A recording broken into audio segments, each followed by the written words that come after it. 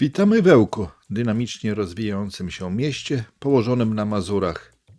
Zapraszamy na spacer z nami po mieście, które orzeka spokojem, zachwyca przyrodą i inspiruje swoją historią. Początki Ełku sięgają późnego średniowiecza. Powstał jako osada i zamek na ziemiach zamieszkiwanych wcześniej przez Jadźwingów. Na przełomie XIV i XV wieku na wyspie Jeziora Ełckiego wzniesiono Zamek Krzyżacki, który miał kontrolować szlaki handlowe i granicę z Mazowszem. W jego sąsiedztwie zaczęła rozwijać się wieś i osada, która w 1425 roku uzyskała przywilej lokacyjny wsi na prawie chełmińskim. Prawa miejskie Ełk uzyskał w 1435 roku. Od tego czasu osada zaczęła nabierać charakteru miasteczka, a impulsem do szybszego rozwoju gospodarczego miasta było otwarcie linii kolejowej. W latach od 1912 roku do 1918 roku budowano kolej wąskotorową. Właśnie znajdujemy się na terenie Muzeum Historycznego w ekspozycji poświęconej kolei wąskotorowej. To właśnie kolej wąskotorowa przez ponad 100 lat łączyła Ełk z okolicznymi miejscowościami, przewożąc pasażerów i towary. Dziś ta część muzeum łączy w sobie funkcję edukacyjną i sentymentalną. W sezonie letnim koleją wąskotorową można wyruszyć na krótką podróż szlakiem dawnych torów, takim samym, jakim przed laty jeździli mieszkańcy Mazur. To niezwykła lekcja historii w ruchu.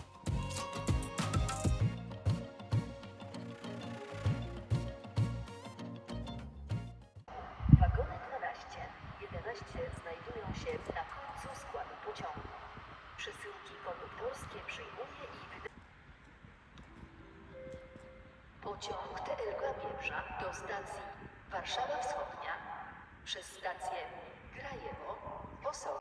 Dworzec w Ełku został wybudowany w 1868 roku. W czasie I i II wojny światowej obiekt uległ poważnym zniszczeniom. Po II wojnie światowej został odbudowany w nieco zmienionej formie. Dopiero po modernizacji w 2014 roku przywrócono mu dawny wygląd. Wchodzimy do tunelu i przechodzimy na drugą stronę torów kolejowych. I już jesteśmy z drugiej strony, obok budynku dworca.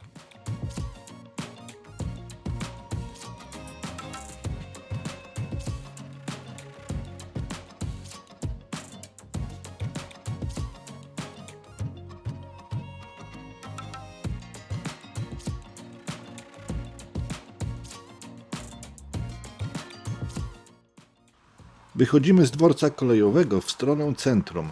Przed nami otwiera się perspektywa ulicy Armii Krajowej, jednej z dwóch głównych historycznych arterii Ełku. To tutaj od końca XIX wieku zaczynało się miasto dla przyjezdnych. Rząd kamienic, sklepy, dawne gospody i hotele tworzyły wizytówkę Ełku zaraz po wyjściu z pociągu. Ulica od początku pełniła rolę handlowo-mieszkaniową. Na parterach działały sklepy, zakłady usługowe i kawiarnie, a wyżej mieszkali kupcy, rzemieślnicy i urzędnicy. Do dziś w parterach wielu kamienic widać duże witryny po dawnych sklepach, które przypominają o tym, jak żywa była ta ulica przez cały dzień. Idąc w głąb Armii Krajowej, mijamy szereg kamienic z przełomu XIX i XX wieku, należących do zabytkowej tkanki śródmieścia Ełku. Fasady zdobią wykusze, gzymsy, balkony, a także charakterystyczne dla tego okresu secesyjne i eklektyczne detale, które nadają ulicy elegancki, wielkomiejski charakter. Wśród nich wyróżniają się kamienice, które są wymienione w ewidencji zabytków, będące przykładami architektury inspirowanej nurtami secesji wiedeńskiej i historyzmu, z bogato opracowanymi elewacjami, które świadczą o zamożności dawnego Ełku i ambicjach jego mieszkańców. Powoli dochodzimy do skrzyżowania ulicy Armii Krajowej z ulicą Orzeszkowej, gdzie stoi charakterystyczny gmach z początku XX wieku, obecnie częściowo przykryty zieloną siatką. Budynek powstał w 1919 roku. W przeszłości miał różne funkcje, a dziś ten budynek znany jest jako budynek szkoły artystycznej.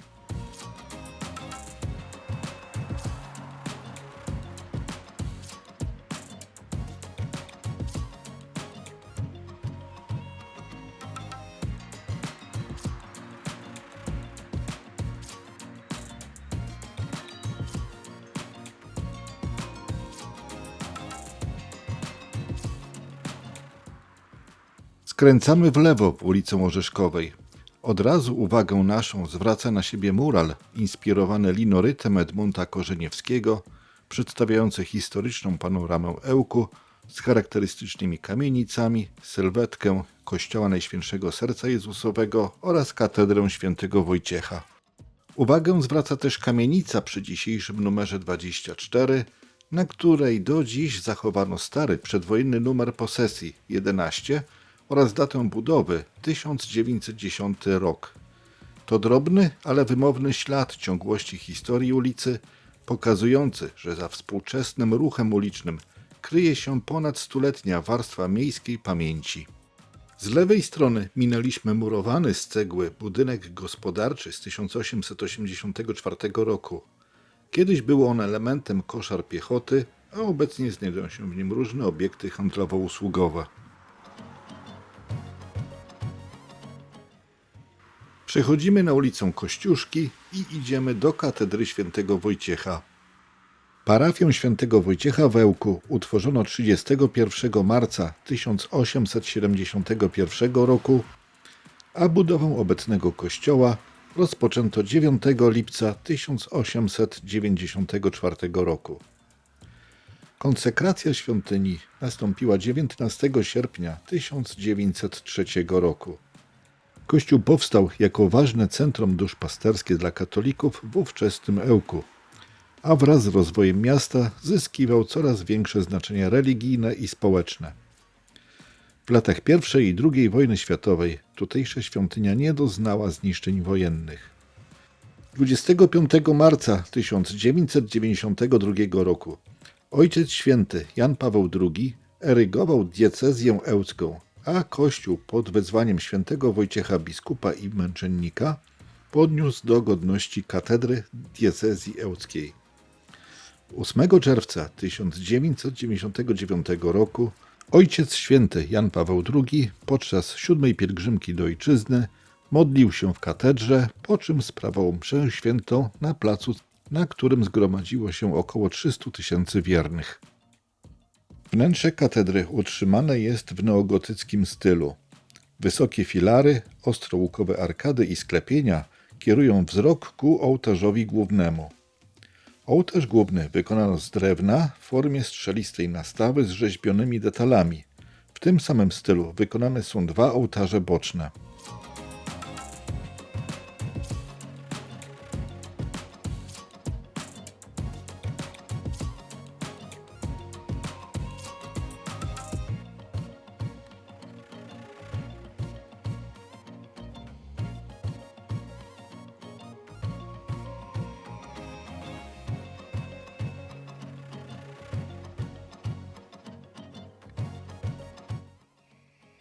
Współczesnym akcentem jest kaplica świętego Jana Pawła II, połączona z kryptami biskupów ełckich i kaplicą adoracji Najświętszego Sakramentu. Dzięki połączeniu historycznej bryły z dyskretnymi współczesnymi akcentami, katedra świętego Wojciecha pozostaje zarówno zabytkiem, jak i żywym centrum wiary i kultury w Ełku.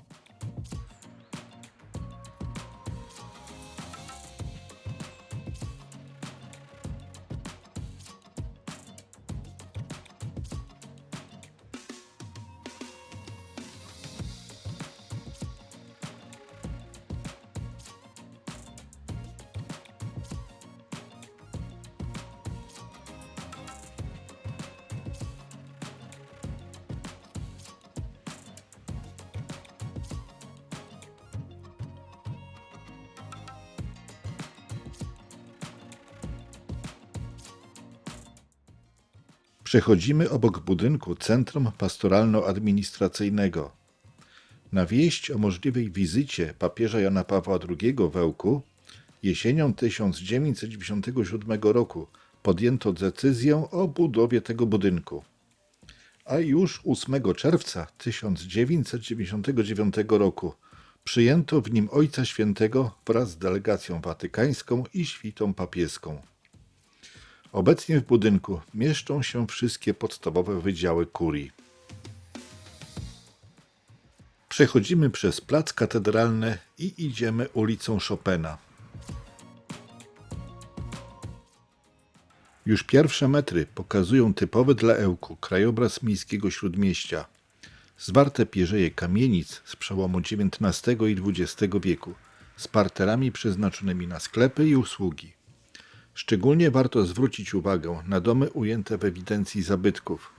Ich fasady z ozdobnymi gzymsami, nadokiennikami i balkonami przypominają o ambicjach dawnych właścicieli, którzy inwestowali w reprezentacyjne elewacje, szczególnie od strony ulicy. Mijamy kolejne kamienice, które tworzą zabytkowy zespół miejskiej zabudowy.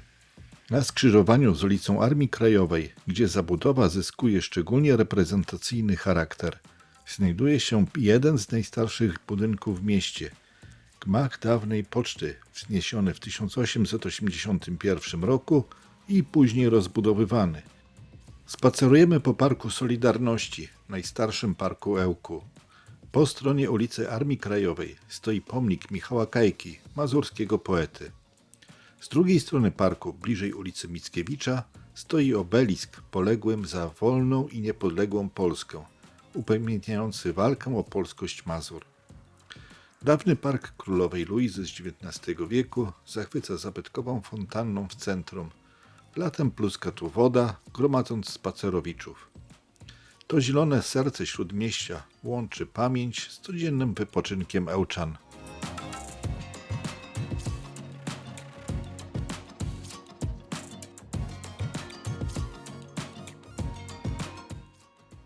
Wracamy ulicą 3 Maja na ulicę Armii Krajowej. Naprzeciw widzimy ceglany budynek z 1878 roku, który pierwotnie był salą gimnastyczną Ełckiego Gimnazjum. W latach od 1940 do 1945 roku przetrzymywani byli w nim francuscy jeńcy wojenni.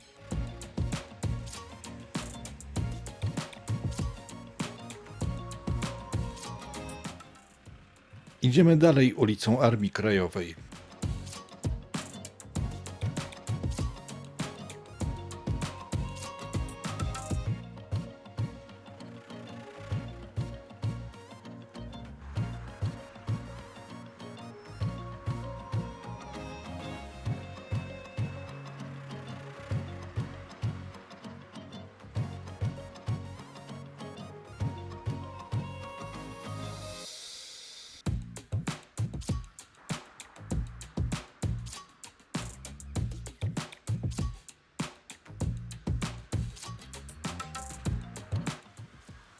Po chwili dochodzimy do zespołu szkół mechaniczno-elektrycznych.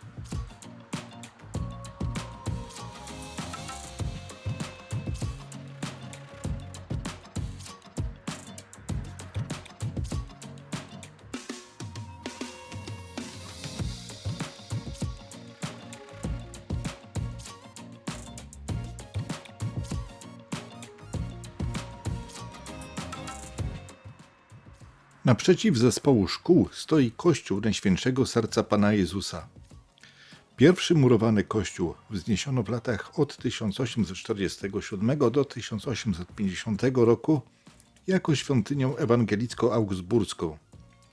Został on zniszczony podczas I wojny światowej i pożaru w 1914 roku. Odbudowano go w latach od 1922 do 1925 roku w stylu neogotyckim. Po II wojnie światowej w 1946 roku przekazano go katolikom i erygowano tu parafię Najświętszego Serca Pana Jezusa. Wewnątrz kościoła znajduje się ołtarz główny z 1959 roku. Są 4 ołtarze boczne i witraże, które przedstawiają sceny z życia Jezusa Chrystusa.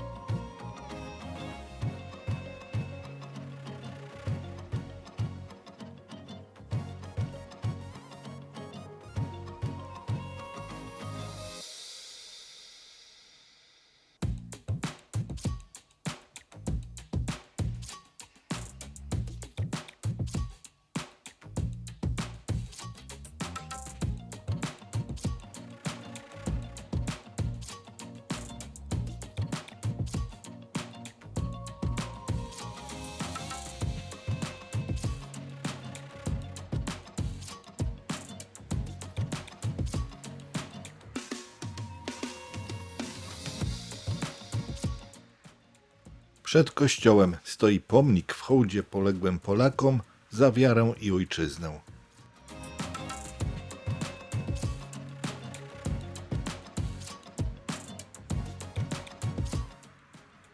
Przechodzimy przez ulicę Wojska Polskiego.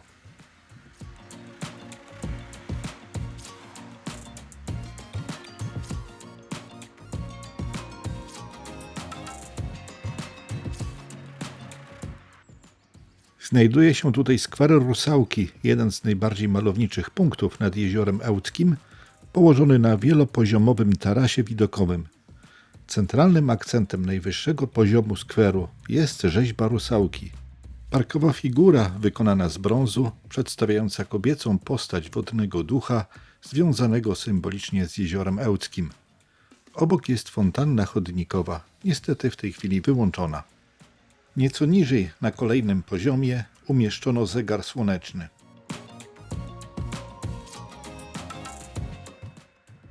Schodzimy na promenadę nad jeziorem Ełckim.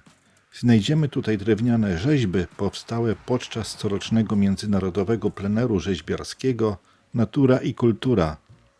Spacer promenadą to galeria pod gołym niebem. Mistyczne postacie, zwierzęta i abstrakcyjne formy symbolizujące naturę Mazur, które z roku na rok wzbogacają krajobraz jeziora.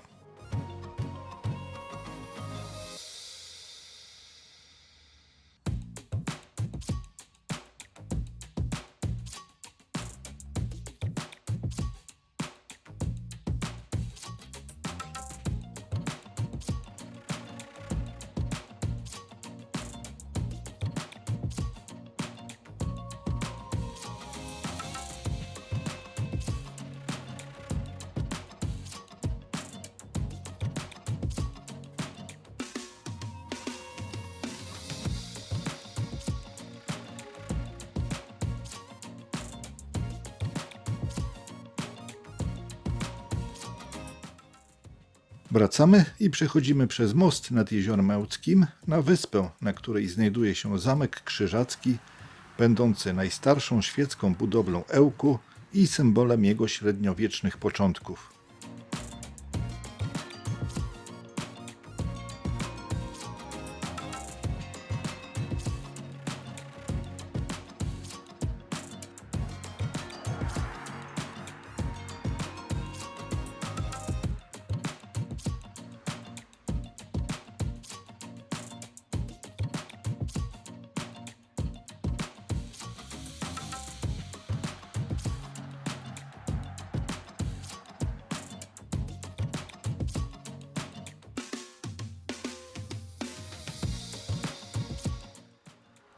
Na wysepce jeziora Ełckiego najpierw powstała strażnica Jaćwingów.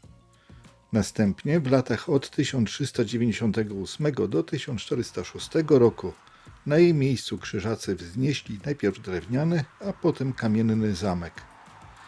Przez stulecia zamek pełnił różne funkcje. Obronną, był siedzibą starosty i sądów, był także więzieniem dla kobiet. Obecnie zamek całkowicie zatracił swój pierwotny styl i czeka na zakończenie renowacji.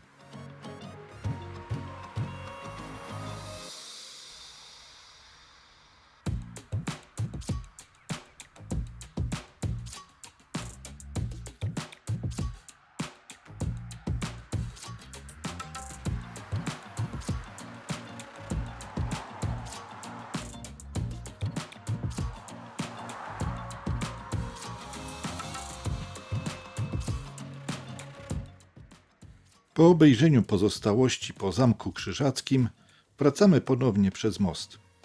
Z mostu rozciąga się wspaniały widok na Ełk i jezioro Ełckie.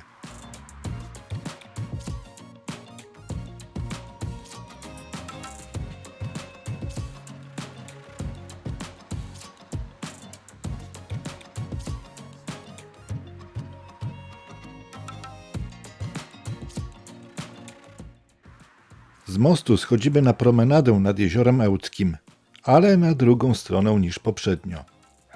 Tutaj wzdłuż promenady ustawiono posągi polskich monarchów. Mijamy m.in. Mieszka I, Kazimierza Wielkiego i innych księciów i królów. Te rzeźby, odsłonięte w ramach projektu upamiętniającego historię, tworzą edukacyjną galerię pod gołym niebem.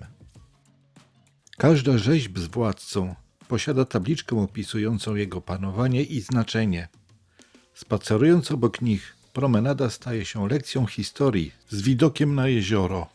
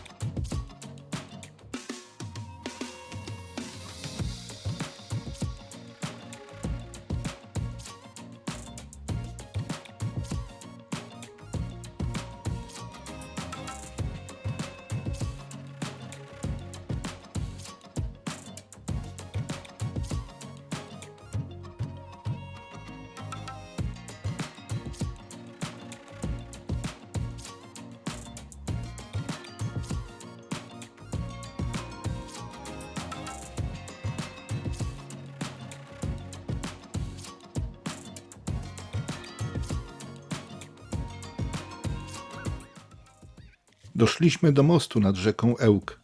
W średniowieczu rzeka ta była szlakiem handlowym łączącym ziemie jaćwierskie i ruskie. Wzdłuż niej rozwijało się osadnictwo Jaćwingów. Nazwa tej rzeki pojawiła się w źródłach historycznych po raz pierwszy w 1247 roku.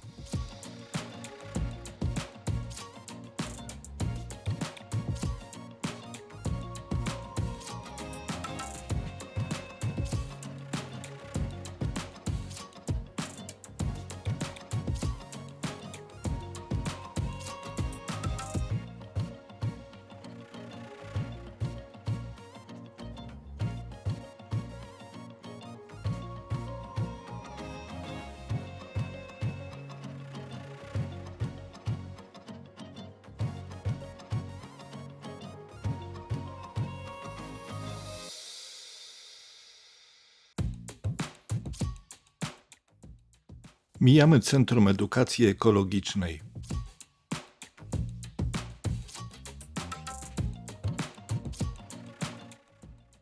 Doszliśmy do plaży miejskiej przy ulicy Parkowej, będącej jednym z najważniejszych miejsc letniego wypoczynku nad Jeziorem Ełckim. Położona jest wzdłuż brzegu, niedaleko Centrum Edukacji Ekologicznej i tworzy szeroki, zagospodarowany fragment linii brzegowej z dobrym widokiem na taflę jeziora i miejskie bulwary. Jest to miejsce łatwo dostępne z centrum miasta. Wystarczy krótki spacer od Śródmieścia, tak jak to właśnie zrobiliśmy na filmie, by znaleźć się na tym zorganizowanym kąpielisku z zapleczem rekreacyjnym. Na plaży wydzielona jest strefa kąpielowa z pomostem i nadzorem ratowników w sezonie letnim, a teren uzupełniają boiska, plac zabaw i miejsca do wypoczynku na trawie i piasku. Dzięki temu korzystają z niej zarówno rodziny z dziećmi, jak i młodzież czy turyści odwiedzający Ełk.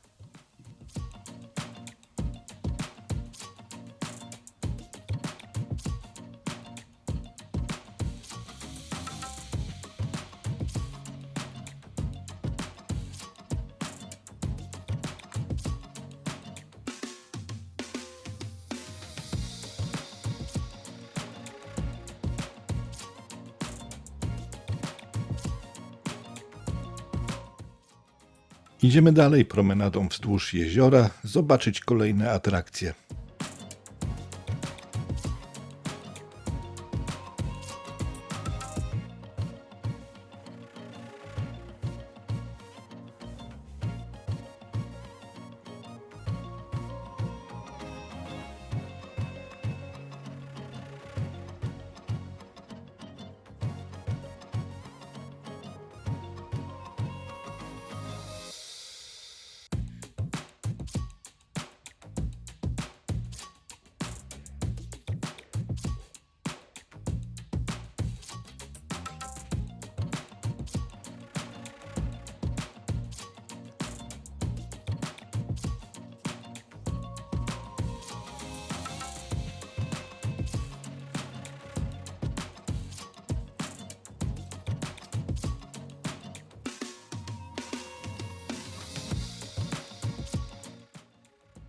W pewnym miejscu zobaczymy kolorowe kamyki z napisami wmurowane w murek oporowy.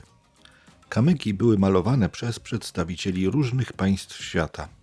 Będąc tutaj, można zrobić im zdjęcie i zamieścić w mediach społecznościowych z odpowiednimi hashtagami widocznymi na tablicach.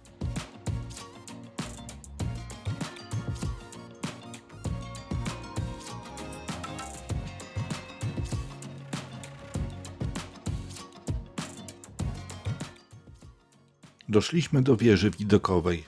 Jest to konstrukcja stalowa z platformą widokową.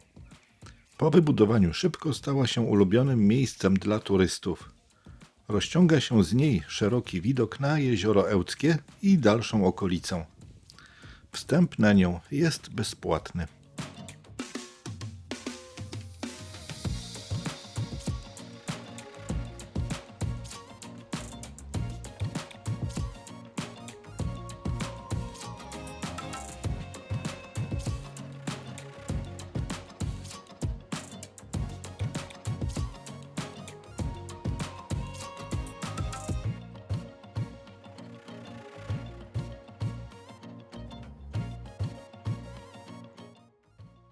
Wciśnij łapkę w górę, napisz komentarz do tego filmu i zasubskrybuj ten kanał, jeśli jeszcze tego nie zrobiłeś.